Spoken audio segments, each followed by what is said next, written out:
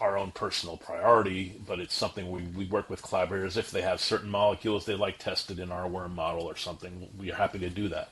And that can kind of float a few things in our lab until we can get NIH funding coming back. And of course, I'm trying hard always to hope that our alumni and or those interested in these diseases for personal reasons are wanting to contribute to it.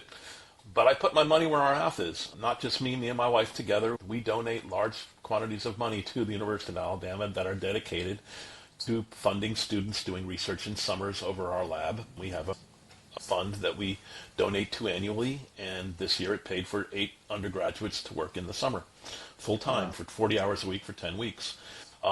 So, that would be something normally where a good number of those would have been paid for by an NIH grant or NSF fellowship.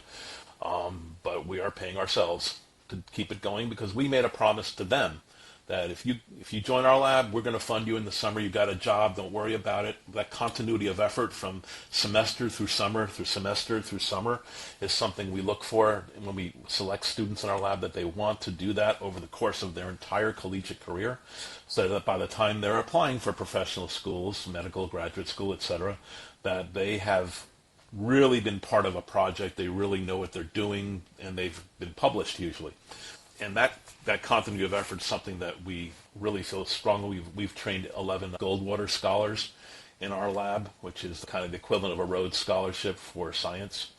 And that number might be a national record, I'm not sure, but it's something where that comes out of the way in which we promise students that they'll have opportunities here to work every summer. And when we make that promise, we're going to fund them, even comes out of our own wallet.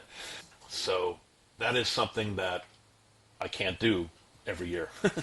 I can't do it for multiple years in a row. Those opportunities are going to dry up.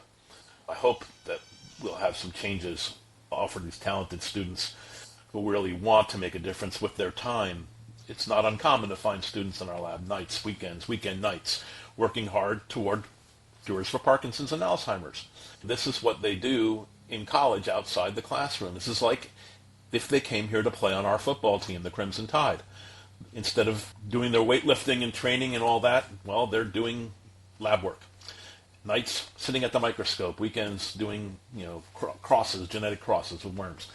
That's what they do, and that is what we believe in can be an exceptional experience in training them. But it costs money, and that money usually comes from tax dollars.